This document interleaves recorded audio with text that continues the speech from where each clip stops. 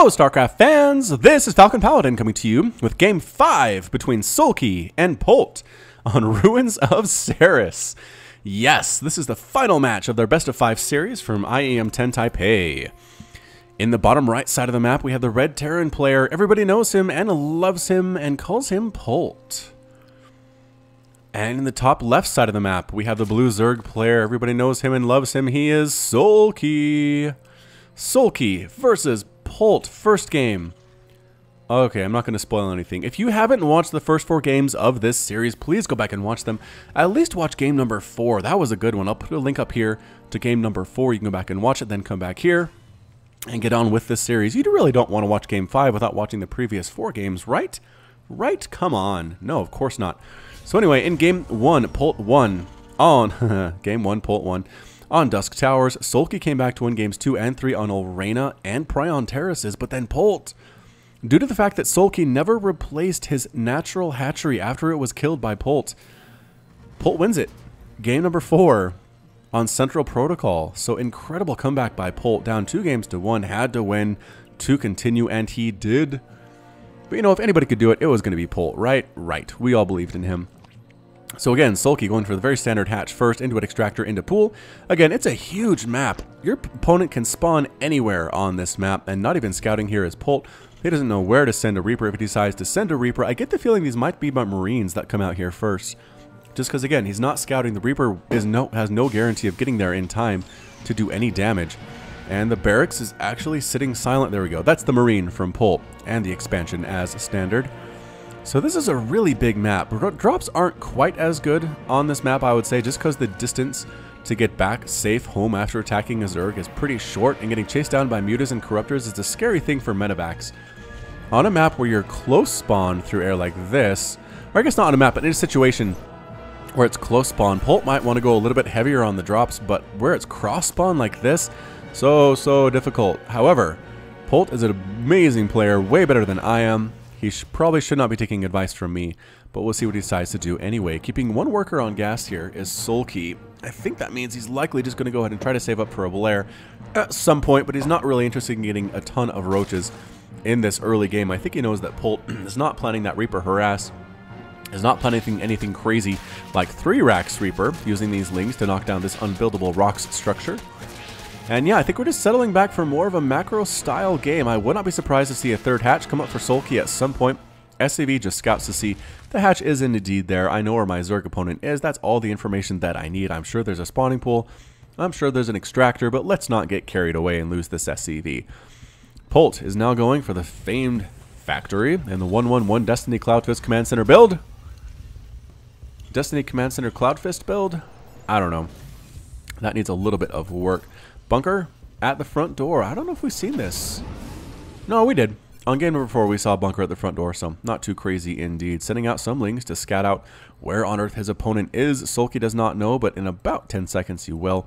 Overlord placement to check for those drops, pretty good.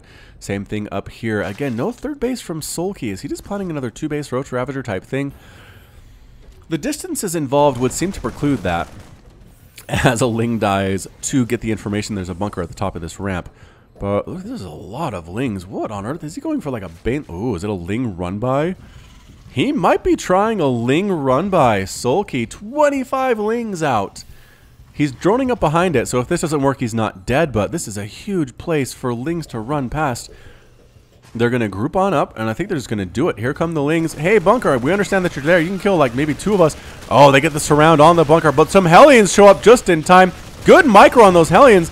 Still taking shots here, and the bunker ends up falling. Marines inside trying to kill what they can, but no, they all end up falling and walling off. No, the Hellions end up dead. All these SCVs too are getting massacred. The lings trying to break through this wall, getting a supply depot, trying to kill these SCVs. This is entirely abandoned. This natural is not looking to be in a good place at all here. But once again, we've seen this before. We've seen Zergs completely tear into Terran bases, and if you don't do huge amounts of damage, the Terran can come back. The Terran can absolutely come back. This is enough lings to actually kill those Hellions if Polt's micro isn't perfect.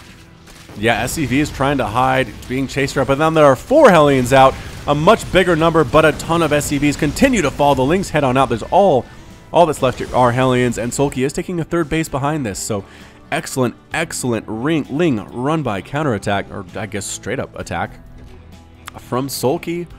It is now 40 to 27 harvesters. Soulkey way ahead on that count. However, we'll see some mule drops here. Again, not getting this orbital command was very nice.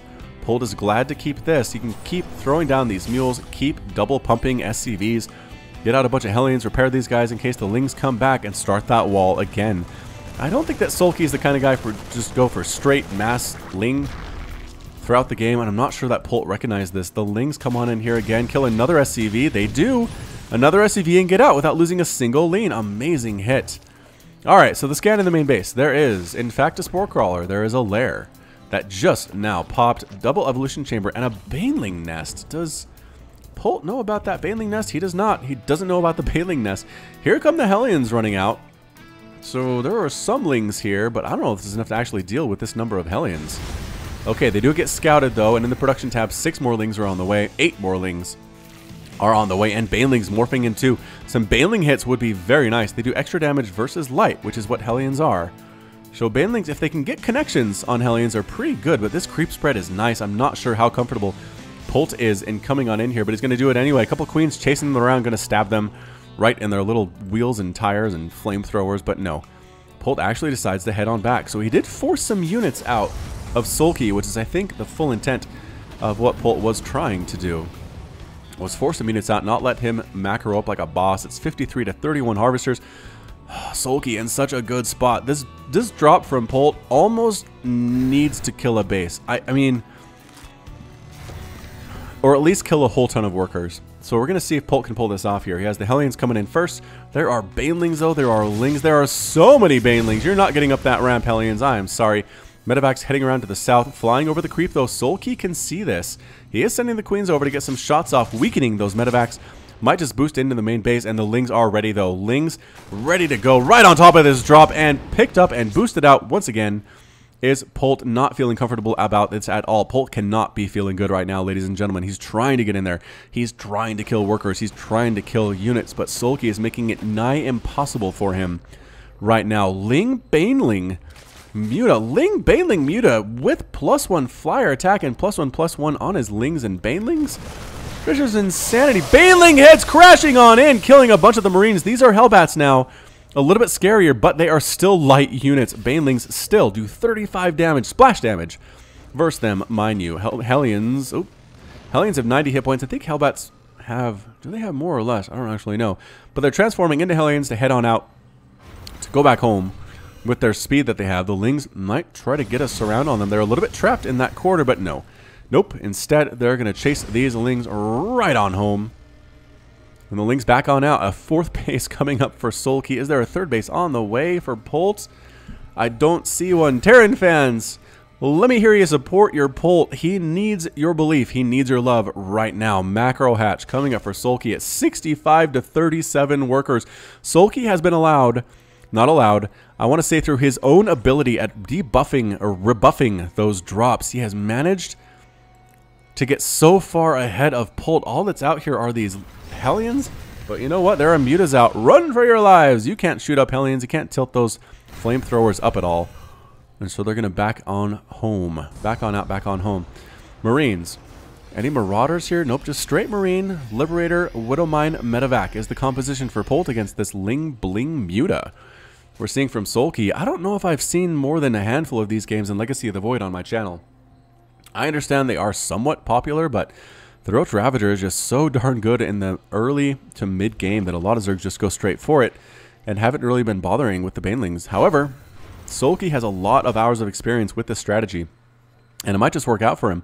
So the Liberators are there to deal with the Mutalisk. They do splash damage against Mutas, and the Marines as well. A good answer against those Mutas. Hellbats here with 135 hit points. Yeah, somehow when Hellions transform into Hellbats, they end up with like a lot more hit points than they normally had. I don't know where they get that extra stuff from. It's all the same pieces, right? I don't know. Anyway, the Lings are coming in. The Banelings rolling in too, picking up, boosting on out. The Hellbats are trying to kill everything they can, but Banelings splashing on in. Still a big army here from Polt. In production are 10 more Banelings. Can they finish in time? Moving right up through this area. The Banelings again trying to come crashing on in. They do get some nice hits, but pretty good splits here from Polt as well. That whole left side is completely demolished, though, for Polt.